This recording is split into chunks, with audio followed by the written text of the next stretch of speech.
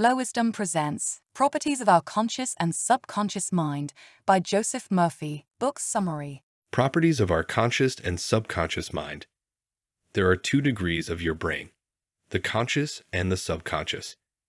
You think with your conscious brain, and whatever you constantly think sinks down into your inner mind, which makes as indicated by the idea of your considerations. When the inner mind acknowledges a thought, it starts to execute it. It is a fascinating and unobtrusive truth that the law of the inner mind works for good and poorly conceived notions in the same manner. You will get a response or reaction from your subconscious mind according to the nature of the idea or thought you hold in your conscious brain. You should recollect that these are not 2 personalities. They are just 2 circles of movement inside one brain.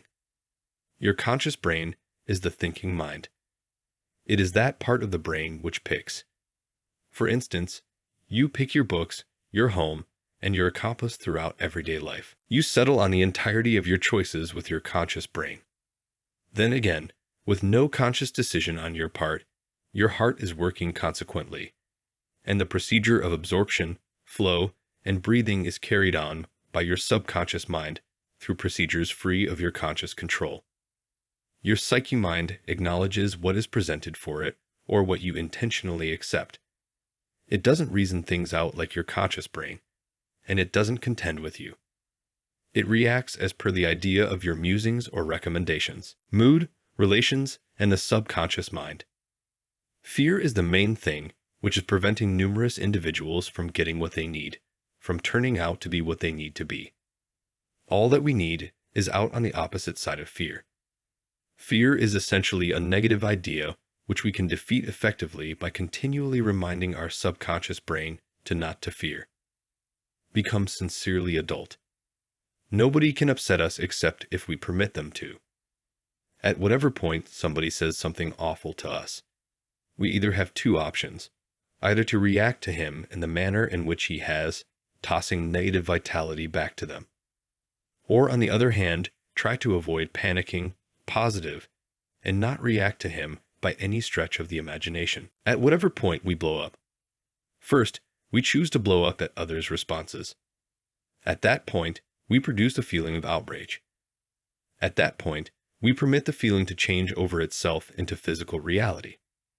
Isn't it silliness to blow up? It is appropriately said that a man is the result of his thoughts. A man is a thing that he thinks throughout the day. You can never stay upbeat when you do terrible to other people. A story was referenced as a lawbreaker, who had all the extravagances yet not comfort. He had a home in Germany and France. He said, "Even though I had all the extravagances, yet I was unable to rest on account of the fear that I may be gotten by the police. The sentiment of blame used to frequent me." Your subconscious brain has the intensity of getting something reality that doesn't exist. Ever had an inclination, at whatever point you are in a specific circumstance, and you recollect that I have seen something like this beforehand moreover. Indeed, you have seen it in your fantasy.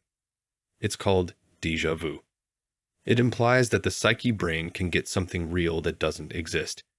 It can create a desired of your PROBLM, universally acceptable healing process. Since we know that the subconscious mind works on our beliefs, we can heal our own body naturally, if we believe so. In the old times, healers asserted that they could fix ailments by only touching the patients.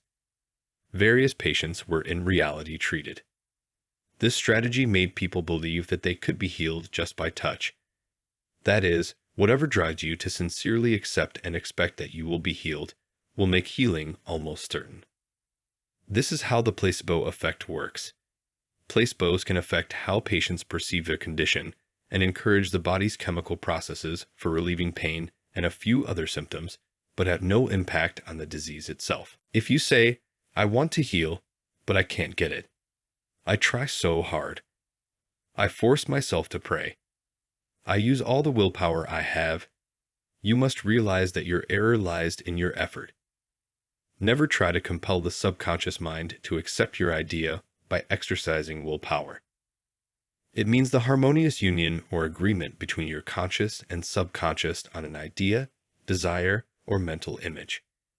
When there is no longer any quarrel in either part of your mind, your prayer will be answered. Success and your subconscious mind. I have conversed with numerous individuals during the previous 35 years whose typical grumbling is, I have said for a considerable time and months, I am well off, I am prosperous, and nothing has occurred. I found that when they stated, I am prosperous, I am wealthy, they felt inside that they were deceiving themselves. Murphy informs us regarding the significance of persuading one's subconscious brain of the possibility that one merits that much cash. He additionally expounds on the significance of conquering the feeling, the grudge. He discloses to us that riches are just a subliminal conviction for the person. You won't become a millionaire by saying, I am a tycoon, I am a millionaire. You will develop into a riches awareness by working into your attitude the possibility of riches and plenitude. Rehash for around 5 minutes to yourself 3 or 4 times each day, riches, success. These words have a huge influence. They speak to the internal intensity of the subconscious mind. Stay your brain on this generous force inside you. At that point, conditions and circumpositions compared to their tendency and quality will be shown in your life. The sentiment of riches produces riches. Remember this consistently. Your inner mind resembles a bank, a kind of all-inclusive monetary foundation. It amplifies whatever you store or put forth for it, whether it is the possibility of riches or destitution. Choose wealth. The Baudouin technique. Charles Baudouin was a professor at the Rousseau Institute in France.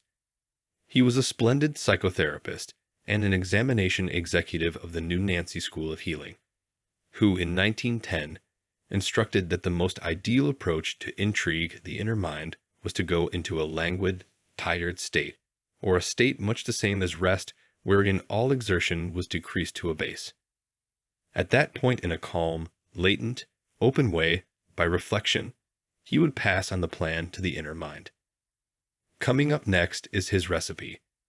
An extremely basic method of making sure about this impregnation of the inner mind is to consolidate the thought which is to be the object of recommendation, to summarize it in a concise expression which can be promptly graven on the memory, and to rehash it again and again as a children's song. The sleeping technique. By going into a sluggish, lazy state, exertion is limited. The conscious brain is lowered by and large when in a lethargic state. The explanation behind this is the most noteworthy level of the outcropping of the inner mind happens before rest and soon after we stir. In this express, the negative considerations, which will in general kill your craving this forestall acknowledgement by your psyche mind, are not, at this point, present. Assume you need to dispose of a dangerous propensity. Accept an agreeable stance, loosen up your body, stay composed. Get into a tired state, and in that lethargic state, say discreetly again and again as a bedtime song, I am liberated from this propensity, amicability, and true serenity rule. Repeat the above gradually, unobtrusively, and affectionately for 5 or brief nights and mornings. Each time you rehashed the words, the enthusiastic worth gets more noteworthy. At the point when the urge comes to rehash the negative propensity, rehash the above recipe for all to hear without anyone else. By this implies you instigate the inner mind to acknowledge the thought, and amending follows. The visualization technique. The least demanding and most clear approach to planned thought is to picture it, to consider it to be your imagination as distinctively as though it were alive. You can see with the unaided eye just what as of now exists in the outer world. Along these lines, what you can imagine in your brain's eye as of now exists in the undetectable domains of your psyche. Any image which you have in your psyche is the substance of things sought after and the proof of things not seen. What you structure in your creative mind is as genuine as any piece of your body. The thought and the idea are genuine and will one day show up in your target world if you are devoted to your psychological picture.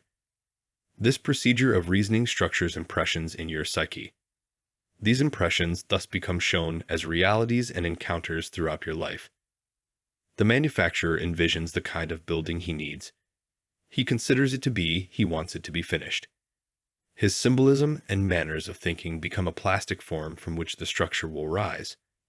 A wonderful or a terrible one, a high rise or a low one. His psychological symbolism is anticipated as it is drawn on paper. Inevitably, the contractual worker and his laborers assemble the basic materials, and the structure advances until it stands got done with, adjusting impeccably to the psychological examples of the designer. This was released from For the Sake of Education by Flow Wisdom. If the content was helpful, make sure to subscribe.